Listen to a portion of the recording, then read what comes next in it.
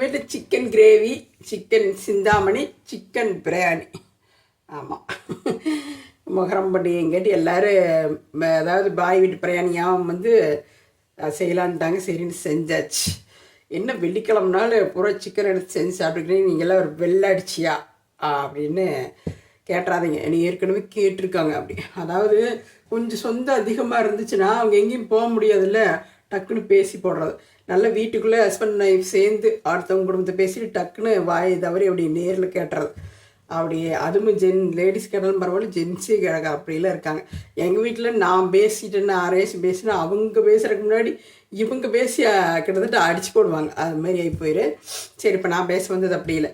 எங்களுக்கு பக்தி அப்படின்னு சொன்னாக்கி எது அப்படின்னு நினச்சி நாங்கள் ஃபாலோ பண்ணுறோம் அப்படின்னாக்கா, மனுஷன் வந்து உருவாக்கி ஒரு உருவத்தை உருவாக்கி அதுக்கு ஒரு பேர் வச்சு அதுக்கு சில ரூல்ஸ் வச்சு அதையெல்லாம் வந்து இவங்க ஒரு தொழிலாக பண்ணுறாங்க. இது வந்து சரியான வேலை இல்லைன்னு நினச்சிட்டு எங்களுக்கு எது பக்தி அப்படின்னு கடவுள் அப்படின்னு நினைக்கிறோம் அப்படின்னாக்கா, கடவுள்னா நம்மளாம் கடவுளை படைக்கவே முடியாது அப்படின்னு நினைக்கிறது. அப்புறம் இன்னொன்று என்னென்னா, இந்த உருவத்தில் இருப்பாங்க, இந்த பேரோடு இருப்பாங்க அப்படின்னா மனுஷங்களுக்கு தெரியவே தெரியாது அப்படிங்கிறது. இந்த அளவுக்கு கொஞ்சம் எச்சா யோசிக்கிறது. அப்படி யோசிச்சுட்டு அப்புறம் இந்த மாதிரி இது என்னென்னவெல்லாம் நீங்கள் பண்ணணும், என்னென்ன சாப்பிடணும், என்னென்ன சாப்பிடக்கூடாது அப்படின்லாம் சாமி நினைக்கும் அப்படின்னு நம்ம நினைக்கிறது தப்பு அப்படின்னு நினைக்கிறது. ஏன்னா நம்மளுக்கு வேணுங்கிறத கொடுத்து ரசிக்கிறக்காக தான் சாமி நம்மளை படைச்சிருக்கு அப்படின்னு யோசிச்சுக்கிறது, அப்படி எடுத்துக்கிறது. அது மாதிரி எங்கள் மைண்ட் செட்டு. பிரியாணி சாப்பிட்டு வந்துட்டு இங்கே அவ்வளோ பேச வேண்டியது இருக்குது. அது மாதிரி இல்லை, அதாவது நாங்கள் எங்கள் மன திருப்தியில் ஒன்று இருக்குமில்ல, வெள்ளிக்கிழமை சாப்பிட்டோம்லே அப்படின்னு சொன்னாக்கா நல்லா பக்தியாக இருக்கிறவங்க சாப்பிட்டு உழப்பிக்குவாங்க. சாப்பிட்டு இப்படி தெளிவாக பேசணும் அப்படின்னு சொன்னாக்கா என் மைண்ட் செட்டுன்னு ஒன்று இருக்குமில்ல, அது இது மாதிரி இருக்குது.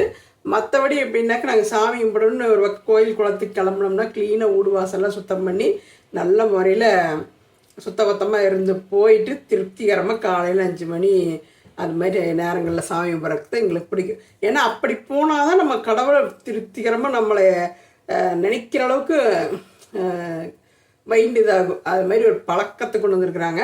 அப்படி போவோம். பெரிய பெரிய கோயில்களுக்கெல்லாம் நாங்கள் போவோம். இப்போ கிட்டத்தட்ட நாங்கள் வேடிக்கை பார்க்குறதுக்கு தான் போவோம். ஏன்னு கேட்டால் ஒரே கல்லில் எவ்வளோ பெரிய கோயில் எப்படி கட்டினாங்க, எவ்வளோ பெரிய தூண் எப்படி கட்டினாங்க, ஒவ்வொரு இதுவும் அப்படி பார்த்து எப்படி இது இல்லை இங்கே இவ்வளோ தூரத்துக்கு தூக்கிட்டு வந்திருப்பான் இப்படி யோசிக்குவோம். இது மாதிரி இப்படி சுற்றுலா போகும்போது இப்படியெல்லாம் கவனிப்போம்ல. தவிர இந்த என்ன சொல்கிறது, பெரிய மூட நம்பிக்கை இல்லை இதெல்லாம் இப்படிலாம் இருந்துச்சாமா, இங்கே வந்தாராமா, இப்படி தோன்றினாராமா, இப்படி நடந்துக்கிட்டாராமா அப்படிங்கிறது இல்லை. நாங்கள் இன்னும் ஏற்றுக்கலை. இது வந்து எங்களோட மைண்ட் செட் இப்படி இருக்குதுன்னு நான் சொல்ல வரேன். அதாவது ரொம்ப நம்பி போகிறதில்ல, அதே மாதிரி கடவுளே இல்லை அப்படின்னு தாறுமாற நடந்துக்கிறதில்லை. கடவுள் இருக்கிறார். கடவுள் வந்து கடவுளை பெரிய இடத்துல வச்சுருக்கிறோம் நாங்கள். நம்மளுக்கெல்லாம் வந்து தெரியவே தெரியமாட்டார் அப்படிங்கிற மாதிரி.